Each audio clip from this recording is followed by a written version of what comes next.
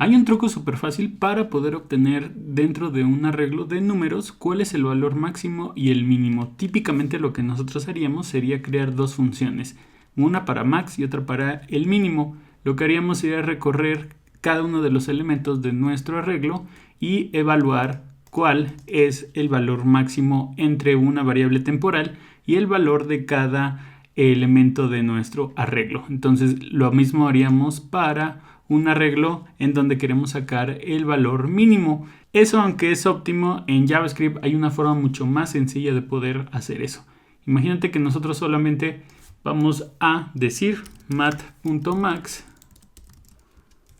y vamos a utilizar el operador de esparcimiento para decirle cuál es nuestro arreglo. En este caso me está dando que es 300 y para el mínimo vamos a utilizar mat.min y solamente vamos a utilizar de nuevo el operador de esparcimiento para decirle que queremos que nos entregue nuestro valor mínimo. Eso sin la necesidad de tener que hacer uso de funciones adicionales.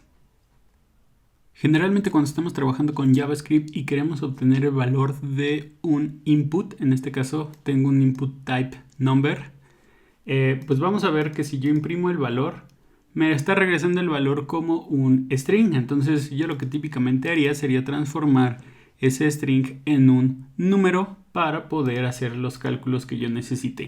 Hay una propiedad que nos permite obtener eso sin tener que hacer dos pasos. Entonces yo lo que voy a hacer es crear una nueva variable, por ejemplo, const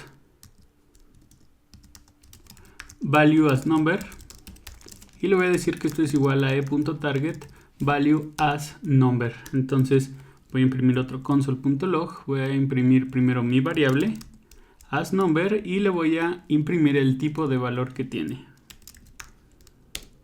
Entonces si yo actualizo y empiezo a ver qué es lo que me arroja mi input, voy a ver que value solo me arroja que el resultado es un string, pero value as number es una propiedad que me permite devolver la propiedad value como un número. Entonces ya no necesito hacer un casting o poner un parse int para transformar esta variable en un número porque ya este me lo da automáticamente. Create App es un pequeño sitio web que nos ayuda a configurar sobre todo proyectos en donde tengamos que trabajar con Webpack, con Parcel o Snowpack. Sé que a lo mejor al iniciar con el tema de los bundlers, pues puede ser un poco complicado estar aprendiéndonos toda la sintaxis y cómo empezar a cargar más herramientas adicionales, pero este sitio nos ayuda justamente a automatizar esa parte. Entonces yo puedo, por ejemplo, decir que voy a utilizar Webpack y lo quiero para una aplicación en React. Entonces automáticamente aquí yo voy a empezar a ver cuál es el código que necesito tener para poder hacer funcionar toda la integración de Webpack con mi framework de desarrollo. ¿Qué tiene de cosas interesantes? Pues que aquí yo puedo incluso, por ejemplo, decirle que quiero trabajar con Tailwind y me va a añadir todo el código necesario para empezar a integrarlo en mi aplicación. Hay muchas herramientas, por ejemplo, integrar TypeScript y podemos ver que incluso me subraya o me colorea las partes específicas en donde está integrado la herramienta de TypeScript. Puedo utilizar Sass también. Y todo esto al final lo puedo ir modificando a mi gusto, de acuerdo a lo que necesite, para al final descargar mi proyecto ya con toda la configuración que yo estoy colocando acá. Incluso puedo hacerlo directamente desde npm, ¿no? Aquí ya tengo todos los comandos necesarios para poder importar las herramientas y empezar con el desarrollo de mis proyectos.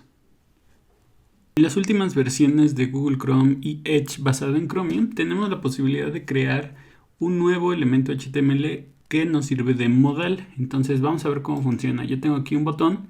Lo que quiero hacer es que cuando le dé clic me aparezca un modal nativo en HTML. Para eso voy a implementar una nueva etiqueta que se llama dialog. Entonces voy a abrir dialog. Y ahora dentro de este voy a poner un formulario que es el que me va a servir para mandar la información hacia donde yo quiero captar la respuesta de mi modal. Entonces yo voy a ponerle method es igual a dialog y dentro ya puedo colocarle cualquier HTML. Por ejemplo, le voy a poner un párrafo. ¿Quieres realizar esta acción?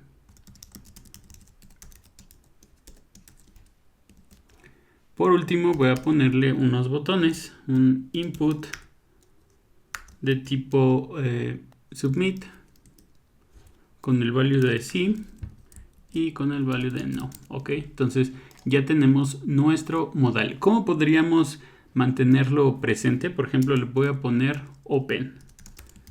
Y entonces ya me aparece en la parte derecha de mi pantalla nuestro modal. Si yo le doy clic, desaparece. Entonces, ¿cómo puedo manejarlo esto a través de JavaScript?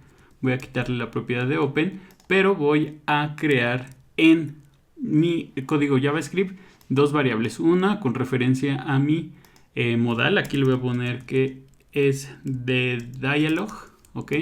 El ID dialog y mi botón. Entonces saco la referencia y simplemente cuando haga clic en mi botón voy a cambiar la propiedad de mi dialog por true para la propiedad open. Entonces cuando yo dé clic voy a poder presentar mi modal y a partir de ahí captar toda la información con los inputs que yo estoy colocando, y de esa forma no necesito implementar modales utilizando librerías externas porque ya HTML me está brindando una opción nativa. Vamos a aprender a manejar el selector is. Imagínense que yo tengo, no sé, un artículo en donde tengo varios encabezados, desde el H1 hasta el H6, y lo que quiero es a través de un estilo colocarle un pequeño emoji para que el usuario pueda ver que este es un ancla y que puede guardar la URL para consultarla más adelante. Entonces estoy haciendo el uso de el pseudoselector before para añadirle este emoji. Una solución más simple podría ser simplemente agregar una clase a todos nuestros encabezados, pero bueno, si yo no quisiera agregar clases pero quisiera simplificar esta sintaxis, puedo hacer uso del selector is, el cual me permite hacer una lista de todos los elementos que quiero que inspeccione y a partir de ahí agregarle nuestro selector de before. Entonces voy a hacer esto. Entonces yo lo que voy a hacer es decirle is y lo que me pide, como les decía, es una lista. Entonces H1, H2, H3, H4, H5 y H6. ¿Qué es lo que va a hacer este selector? Va a buscar todos los selectores que estén dentro de esta lista, dentro de los paréntesis, y al final yo voy a decir que quiero que sea before y quiero que cada uno de ellos le agregues el emoji. Entonces voy a actualizar y no cambia nada porque el resultado es el mismo. Entonces esta es una opción alternativa que tenemos para, digamos, poder seleccionar varios elementos sin la necesidad de estar repitiendo para cada elemento las propiedades o pseudoselectores que le queremos agregar. Generalmente cuando usamos Emmet es porque vamos a construir una interfaz o un diseño desde cero, tomando en cuenta que pues no tenemos ningún contenido. Podemos hacer el proceso inverso porque si nosotros tenemos texto o alguna etiqueta que quisiéramos utilizar para encapsularla en más etiquetas, podemos utilizar algo que se llama Grab with Abbreviation. Vamos a presionar Shift Control o Shift Command y vamos a presionar la letra P para que nos despliegue los comandos en Visual Studio Code. Vamos a buscar Grab with Abbreviation, vamos a darle Enter y ahora dentro de este cuadro de texto voy a empezar a escribir la estructura que quiero que esté encapsulada dentro de mi texto, ¿ok? Y ahora dentro de este campo de texto voy a colocar toda la estructura Emmet que yo quiero que aparezca y mi texto va a aparecer adentro de ese. Por ejemplo, yo puedo empezar con un main, ¿no? Voy a decirle que dentro del main quiero una capa que se llame menú. Dentro de ese menú quiero que haya un UL y a su vez quiero que haya un LI con un hipervínculo y esto por 3. Entonces vean que al final voy a darle Enter y ya tengo la estructura y mi texto aparece dentro de la estructura, es decir, no tuve que crearlo desde cero y luego colocar el texto, sino que puedo empezar a encasillar el código que ya tenga dentro de otro código de forma automática. El último pedacito de código tiene que ver con cómo intercambiamos dos valores de variables. Imagínense que tengo mi variable X y mi variable Y y lo que quiero es que X tenga el valor de Y y el de X. Típicamente o lo que comúnmente haríamos sería crear una tercera variable que se llame temp o sería temporal.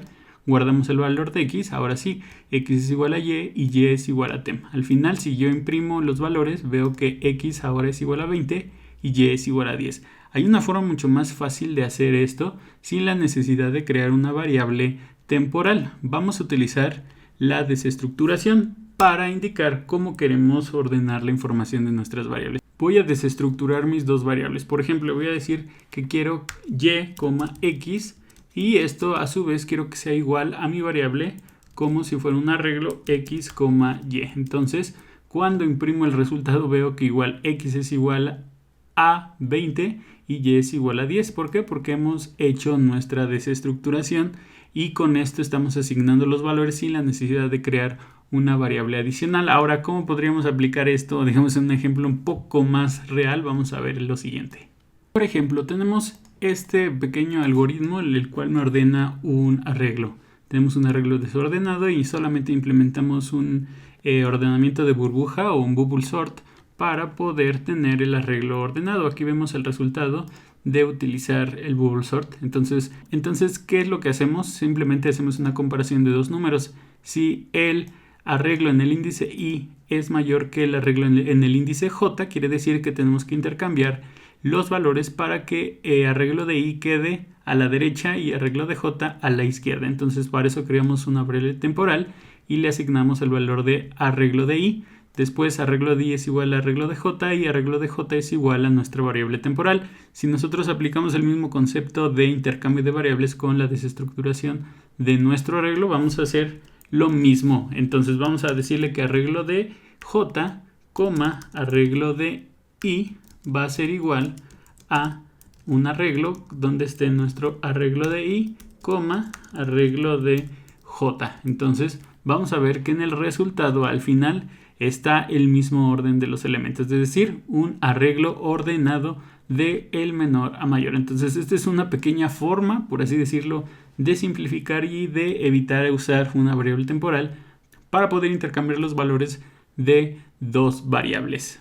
Y es así como llegamos al final de estos pedacitos de código. Espero les haya gustado, espero que les hayan proporcionado buenos tips y buenas sugerencias o trucos para que puedan implementar en sus proyectos web. Si les gustó este video, regálenme un like, suscríbanse al canal y activen la campanita de notificaciones para seguir recibiendo videos como este. Y bueno, developers, si no hay nada más, nos vemos la próxima.